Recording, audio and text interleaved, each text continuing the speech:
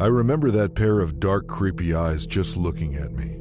He didn't make as much as a sound, but his eyes, he didn't stop looking at me, not even for a second. In my junior year of high school, I used to babysit for my neighbors to make some extra cash. I advertised this by posting flyers in mailboxes, and it seemed to work. Because through that, I ended up having 3 or 4 regular families I babysat for. But let me tell you about one family in particular, the Kendalls. They had warning signs from the beginning, but since I was only a teenager, I overlooked them. It started when Mrs. Kendall texted me asking if I was free to babysit her kid for the following night. I just had another family cancel, so I replied that I was available. I expected her to invite me to the house before then to meet her and the kid, or at the very least call me. But she just replied, "Be here at 6:50 p.m., along with her address. The whole thing was unusual, but again, I was young and I needed the money, so I didn't question it. I showed up at the house the following evening about 5 minutes early. It was about 5 blocks from my house and looked like a regular house. Well-kept lawn, hanging baskets on the porch, flower trellises, that sort of thing. I knocked on the door and waited. When no one answered, I knocked again. I knew I was early, but I couldn't hear any footsteps or anything like that coming from inside. I stood there for about 5 more minutes, knocking every so often. When no one answered, I called Mrs. Kendall's number. She didn't answer, but a few seconds afterwards she texted me, telling me to let myself in. This made me feel a little uncomfortable, but not knowing what else to do, I knocked again and then said, "Hello," as I slowly opened the door. The house was dark, gloomy, and empty. Completely empty. As I walked into the living room, I didn't see a single piece of furniture or any decorations, and the walls were covered in what looked like a child's scribbles. It was really eerie, and I pulled out my phone to check I'd gotten the right address. Yep, this was the right house.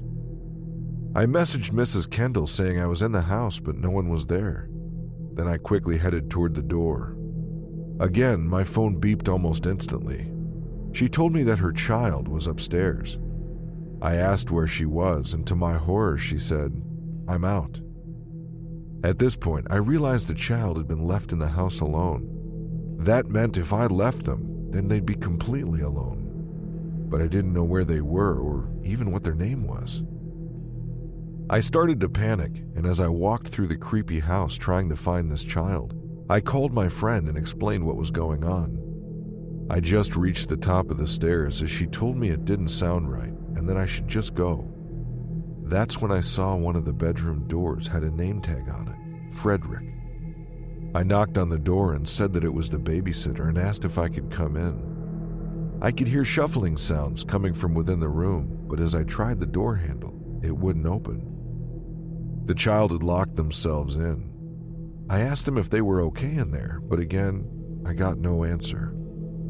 I didn't know what to do. It was all really weird.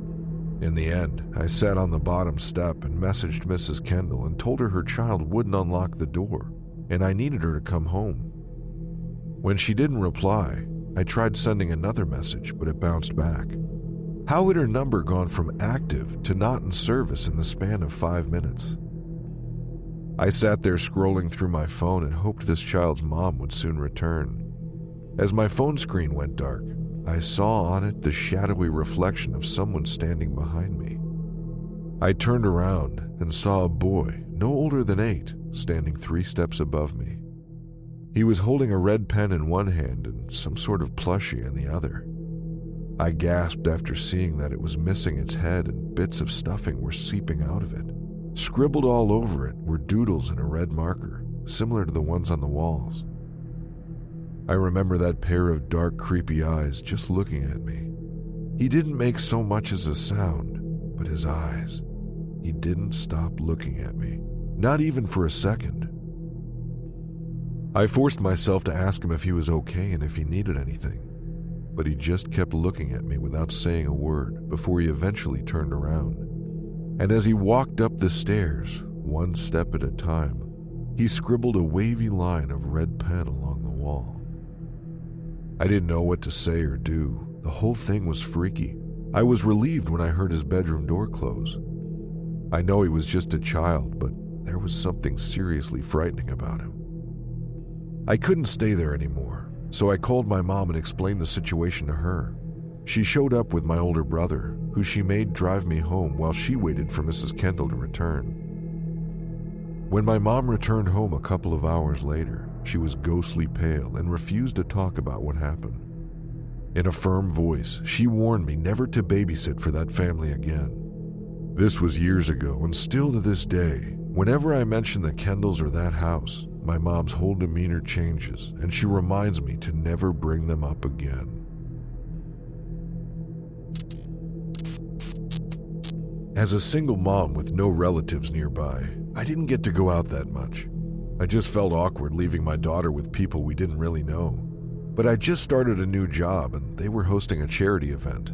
I wasn't going to go, but then some of my prestigious clients agreed to sponsor the event and expected to see me there. I confided in a trusted coworker about my babysitter concerns, and she sent me the link to the babysitting agency she used. She spoke really highly of them and said she used it often and that they were really trustworthy and professional. Later that day, I called the agency and booked their services. I asked them if the babysitter could meet my daughter beforehand, but they told me this wasn't common practice, and since I'd booked them for this weekend, it wasn't possible. They did send me the babysitter's profile to view. She was a pleasant-looking girl in her late teens, early 20s, named Jess. The night of my event, I was running late and was rushing around the house to get ready. During all of this, I heard the door knock and opened it to see Jess there. She was very friendly, and when I apologized for being disorganized, she laughed and told me it was no problem. I showed her into the living room where my daughter was watching a movie, then I finished getting ready. When I walked in there, I saw her sitting next to my daughter and they were getting on just great. My daughter was showing off her doll and Jess was complimenting it. I told Jess that my daughter's bedtime was 8:30 to help herself to food and drink, and that I'd be back by 1 a.m. at the latest. She told me this wasn't a problem, and she even pointed out that I hadn't fully zipped my dress up at the back, and then she pulled it up for me. My taxi arrived, and as I walked toward the front door, my daughter ran up to me and hugged my legs. She told me not to go, and then tried passing me her doll. I asked her why she was doing this, and she told me her doll wasn't safe with Jess. I just thought my daughter was being silly since she wasn't used to me leaving during the evenings, so I hugged her and told her to be good. I arrived home just before 1 a.m. and told the taxi driver to wait there to take Jess home. I went inside, and the first thing I heard was screaming and shouting coming from the other room. I hurried in there and realized it was just the TV. Some gory horror movie was playing, and to my utter shock, sitting on the couch watching it was my 6-year-old daughter. I turned it off and asked her why she was watching this and where Jess was.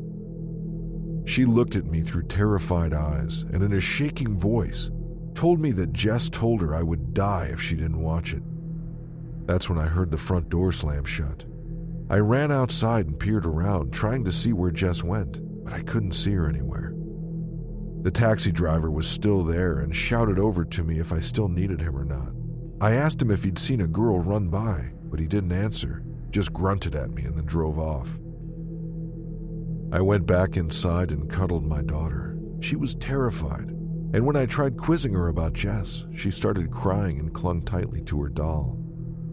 I decided not to press her any further, so I stayed with her until she calmed down. And then, when she fell asleep in my arms, I carried her upstairs to her bedroom. I called the agency and left them a frantic message explaining what had happened. Then I scrolled through my phone and tried to calm myself down. I heard creaking noises coming from directly above me where my daughter's bedroom was. I assumed she'd woken up, so I immediately walked upstairs to check on her. As I reached her bedroom door, I saw something through the open door that made me feel physically sick. My daughter wasn't alone in her room. Jess was sitting on the bed next to her, and she was making her watch something on her phone. As I went to open the door, I heard Jess speak in a cruel tone. "Watch it, or else your mommy will die." I barged in there and screamed at Jess to get away from my daughter. I saw a glimpse of the video she was making my daughter watch. All I could describe it as was twisted and disturbing. No one should be watching that, let alone a child. Jess just let out a sinister laugh and then ran past me. I heard the door slam again, but I wasn't taking any chances this time. I called the police and they came and checked the house for her, but it seemed she was really gone for real this time.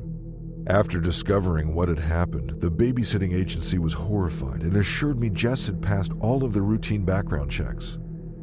I later found out she'd given them a fake name and address and was never found. It took a long time for my daughter to move past what happened. I don't know why Jess joined a babysitting agency and tormented my daughter like that. I don't understand why there are seriously deranged individuals that would be sick enough to do that.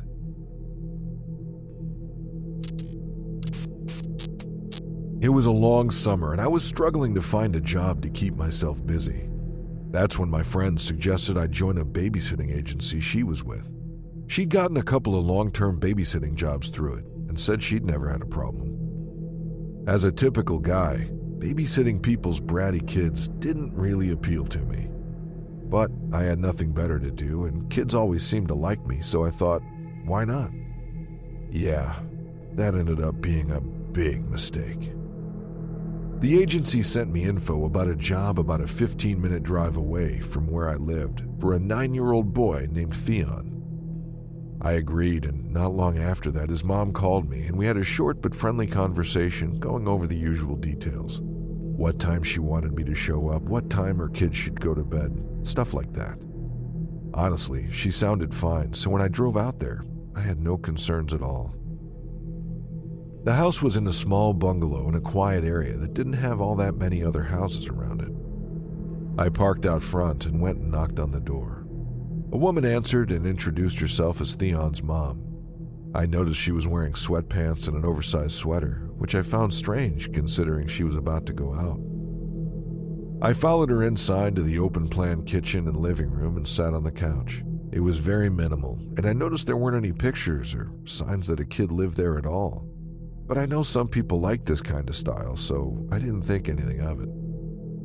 I asked her where Theon was, and she smiled at me and said he was in his room sick and that he wouldn't be coming out. I asked her if he was okay and if I should go check on him, and she shook her head and told me there was no need since he was already sleeping. I don't know, there was something about her forced smile that seemed a bit off. She told me to help myself to snacks and that she'd be back around midnight, and then she left. I got myself some chips out of the cupboard and watched some TV. Then things got weird. I needed to use the bathroom, but as I went into the hallway to look for it, I saw 3 doors and I wasn't sure which door it was. I didn't want to just burst into a sick kid's bedroom by mistake, so I knocked on each door before I entered. The first one was a bedroom with just a small bed, end table, and a wooden dresser. Across from the bed was a closed door that I assumed was the closet. I tried the next door, but it was just full of boxes. I didn't get it. There was only one door left. So I tried it, and it was the bathroom. Wait, so where was Theon's room? I got this weird feeling, so I went back into the bedroom and looked around. I don't know what I was trying to find, but I wanted to know where this kid was. It was all really confusing. But as I went to leave the room, I heard something. What sounded like a buzzing phone that was coming from inside. Something in my gut told me that something wasn't right at this point. So I hurried out of the house and out to my car. I sat there with my hands on the steering wheel, panicking, when I saw someone open the front door and stare at me. It was a man in a mask. He was holding what looked like a kitchen knife in his hand and pressing the tip against his palm as he stared at me. This was horrifying and my blood ran cold. But somehow I managed to put the car in reverse and drive out of there. I didn't stop until I got home. I told my dad what happened and he made me call the police. The next morning I called the agency and told them what happened. They said it was a new client and they'd block them from their list. I later found out from the police that the bungalow was an Airbnb. They couldn't trace the person who'd rented it that night, since they'd used a fake name to book it. I don't know why they went to so much effort to try and get me in that house. All I do know is that if that guy's phone hadn't buzzed when it did, then I could have ended up with that knife in my chest.